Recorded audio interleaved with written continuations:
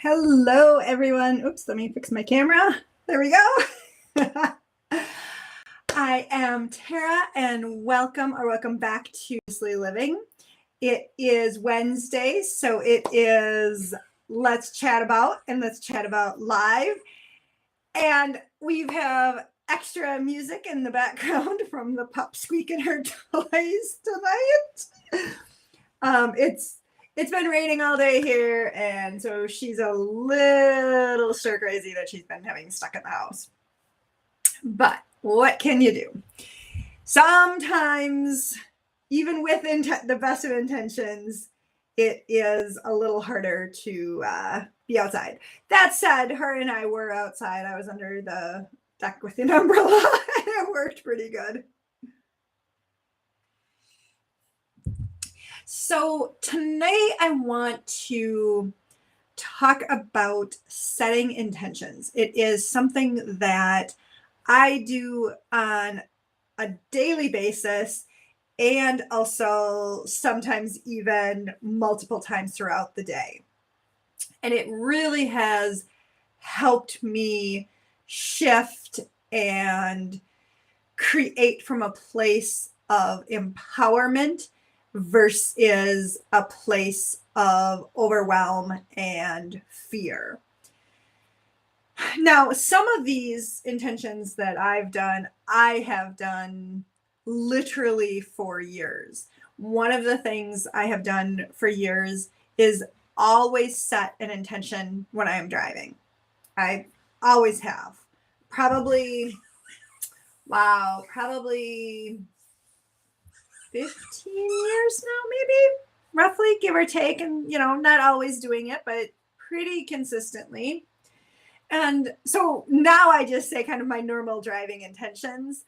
But one of the things you want to consider, like if you're setting like driving intentions, is like, so I do safe and easy merges. And I merge really, really easy into freeways, or just, if we're trying to do zipper merges, all of that I merge really easy. So that really has helped solidify to me when I first started doing intentions on how actually powerful they are. And the other thing I always ask for is that everyone is in the same or better condition with me and all of those around me. So again, I am looking at the positive outcome of what I want so that it also helps eliminate accidents or, road rage, all of that stuff. If I have someone following too close to me, I don't usually say back off. I say, pay attention. And because of that, then they're like, oh yeah, I am a little close. And most of the time they will actually back off for me. And she really is going absolutely stir crazy with her toys.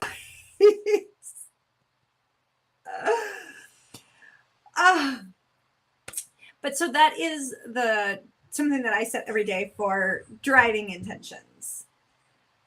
Let's kind of back up a little bit and actually just kind of talk about what intentions are. So intentions are the energy that you are putting towards something. And that can be something that you usually want to bring into your life, or something that, there's a pup sighting right there. Or something that you are wanting to encourage more of in your life, like easy and successful merges is something I definitely wanted more of in my life. Another example is I cross a busy street sometimes, and I'm always like, cars are going to stop for me, and I'm going to have an easy time crossing. And without fail, every time cars stop for me. I mean, not every car, but if it's this car goes by, then this car is going to stop for me. And the more that you do it, you're building a muscle. And that muscle is actually helping raise your frequency. And what it is when we are at a higher frequency, that is what we attract into our life, kind of like a magnet. And so the more that you can maintain, a higher frequency kind of in your normal day-to-day life, it's going to be easier for you to attract different things in your life. Now, that said, life happens, and what happens is we get really, really depleted. And so then when we're trying to bring something in and we're at a really spot of depletion, it's going to take us a while to actually get to that level of frequency that we want something to come into our life.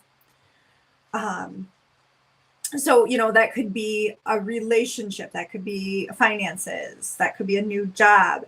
If we're feeling really down, feeling really depressed, feeling anxious, feeling angry at the situation, all of those are 100% valid feelings.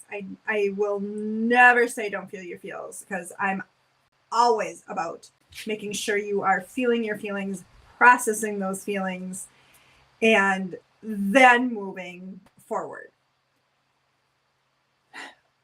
But when you're in those states, you're trying to attract things based on fear or anger, which is then going to bring more of the same into your life.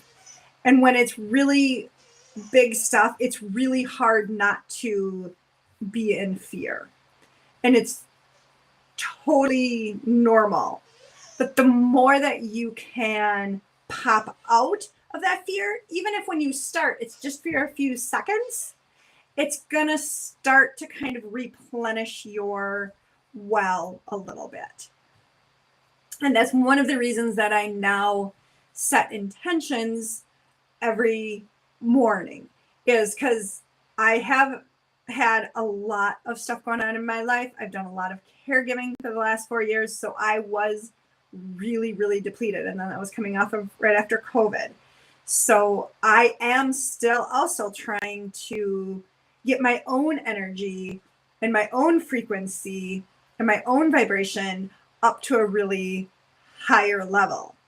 And one of the things that I love and I do every morning is, whatever the intention is, I say, for my highest and best good and for the betterment of all. And I'm going to give 2 shout outs to that. Dana from Somatic Money actually talked about having the highest and best level of good for yourself, because we don't always think about it being for the best part for us. And so that is one shout out. And then for the betterment of all, the shout out is for Pam Gregory. She talks a lot about setting intentions and then feeding it back to the collective. So whatever you are doing, you are also saying, I want this for the betterment of all. And whether that is, maybe it's just a meeting or a friendship between you and one other person, you can say, for my highest and best good, the other person's highest and best good, and the betterment of all. And that really does help shift the energy on a kind of the small scale and then the large scale, the macro. And the more and more you do that, the easier time you have to actually build meetings that go really well for you, friendships that grow and expand, relationships that grow and expand. So you're doing that, saying you want it for everyone. And one of the other things that Dana from Somatic Money really talks about is putting yourself first. We have lived in a society, especially for females, especially for empaths, that we put ourselves last. So we would say, betterment of this person, and then for the betterment of all, and then this person, and then that person, and then we might we might actually say ourselves. But what Dana really has shown me and like made a lot of sense is she said, hey, you actually have to put yourself first when you're setting intentions. So it's always for your highest and best good. And then who's ever in that conversation with you or the situation, and then the betterment of all, that feeling, feeding back to the collective. And that really, it's a kind of a game changer when you start setting that intention that it's for your betterment, for your highest and best good first. Now, does it have to be that exact wording? No, it is wording that, again, I have taken some from Dana, some from, why can't I just think of her name? Oh my gosh, I just totally blanked. Pam. So I think of Pam and her, and so they each have their own sayings. I've combined it to what I think works really well for me, but you combine it to what works for you. That is actually what's really important, is that it's working for you. That's how those intentions are actually going to make a difference. So now that we've kind of talked about that, some of the other easy ones that I will do is I will do an intention when I'm walking with the pup. If I have something I'm specifically looking for to get clarity on, I say, with every step I take, I'm going to gain clarity in this situation. And then I just enjoy my walk because I've already set the intention. And then it's about just being open enough to receive the information that is coming to you. And sometimes, it might be a flash of insight. It might be a leaf that just is really weird and out of place. And you're like, oh my gosh, that leaf is connected to this tree in my yard and I have to do this, or whatever it is. You're going to get those messages if you're open to just receiving them and allowing them and saying, yes, I'm allowing them to come however they come, instead of saying, okay, well, I set my intention. Where is it? Where is it? Where is it? I've set the intention. That is trying to force it in your time frame versus divine time frame. And I will tell you, as much as I have tried several times to force it into my own time frame, and it always comes in divine time. That said, I'm still sometimes guilty of trying to force it into my time frame of what I think I should have it coming in as. So there is your tip for that one. And the other thing that I have done fairly recently, certainly within this year, is started to, on the intentions that, I wasn't quite solid with, I said, what if I'm already confident being live on YouTube? What if I'm already confident having a broader audience watch me? It changes the dynamic of what you're trying to do, because you're approaching it from a place of curiosity instead of saying, well, this is where I want to be. I want to be right here. And in reality, there's a lot of stuff that we process behind the scenes and our unconscious and our subconscious that we don't really recognize, as we can't always get from here to here immediately. We have to have that processing time. But if we approach our intentions by saying, what if I'm already confident in my job? What if I'm already confident in going live? It's allowing that curiosity to kind of bubble up to the surface, and it changes the dynamic. Try it both ways. See what works for you better. Saying every step I take, I'm already confident in my new job, or every keystroke I make, I'm already confident in my new job. Or then say, what if every step I take, I am confident in my new job? Play with that dynamic. See what works better for you.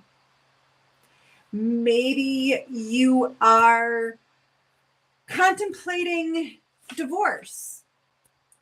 What if you say, what if I am allowing myself to feel all my feelings? The glee of saying, yeah, I'm done, and the grief of saying, oh my gosh, this is going to totally change my life. Even if it's something you want. You're giving yourself that space and the grace and the love to explore all of those emotions that you are feeling. Maybe it's on the flip side and you're starting a new relationship.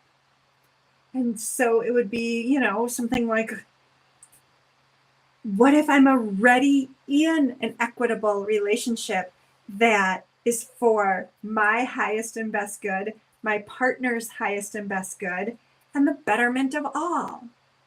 So you can play with it that way, where it's a little more ambiguous. So you're not exactly sure what you 100% want, but you're playing with it in more general terms, with just saying highest and best and highest and best. What if, you've lost a loved one and you're grieving? You can still set intentions. You can say, what if I'm allowed to have moments of grief and moments of love or moments of joy in my life, even while I'm grieving? That's something that I did not do when I lost my gram. I kind of at that point had pushed a lot of spirituality away, and I got into a really dark spot, and a really, really bad spot, in a really bad depression, and I hid it really well, so it escalated a lot for that. And when I finally said, hey, wait a minute, I'm not ready just to keep surviving here. I want to thrive again. I had to take really, really small steps and really small intentions. And one of the things that I have promised myself is when I lose one of my parents, or when I lose somebody else who's really close to me, I am promising myself that I still find those moments of joy even while I am grieving. I refuse to go back to that spot that I was in. Refuse.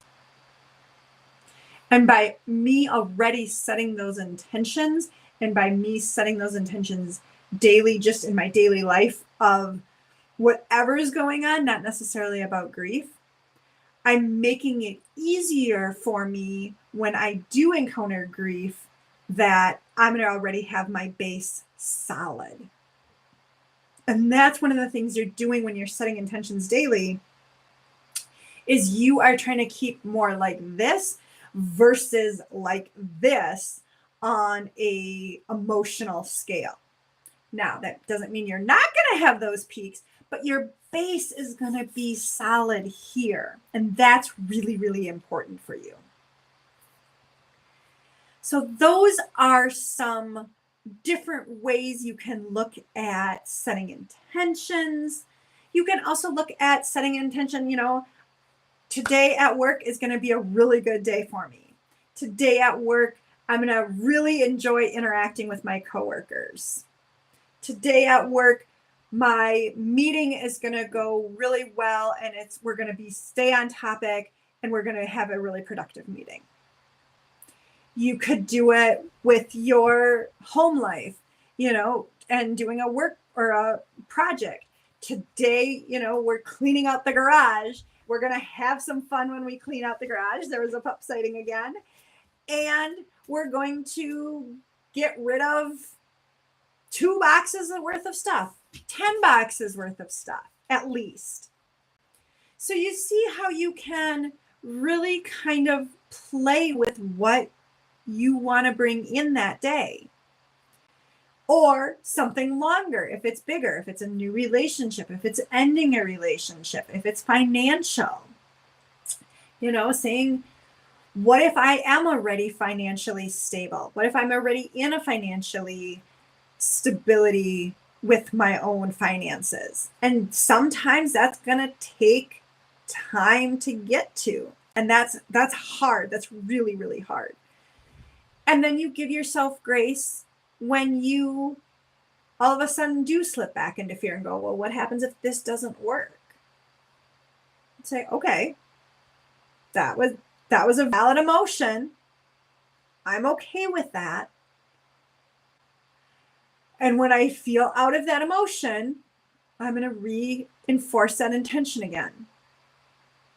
That is how you start really building those building blocks of a really strong, solid spiritual and emotional foundation for yourself, is by doing the work, setting the intentions. That's actually one of the reasons I love to set an intention when I'm walking, when I'm driving, when I'm, even if the wheels are going every cycle of the wheel going around, my intention is that I get clarity on this topic.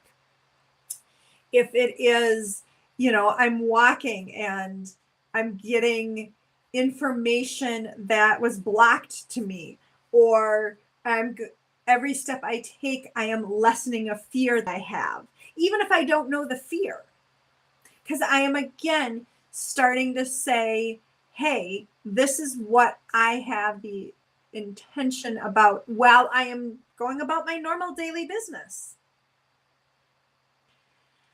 So that is what I have for you today on intentions. And if you have questions, please feel free to leave them in the comments. I will check them and reply to you. But please start to kind of even think and play and be curious about how intentions can actually help you in your life. And as we end, as always, please, please, please give yourself a self-hug. And I will catch you on the next video or on the next live stream, which should be next Wednesday, 7 p.m. Also, just a quick shout out. If you're still with me right now, I am seeing private clients to really help you focus and get some clarity of what you're going through right now and where you do want to go in your life. So I will have a link for private sessions in the comments, and I will catch you on the next video. Bye for now.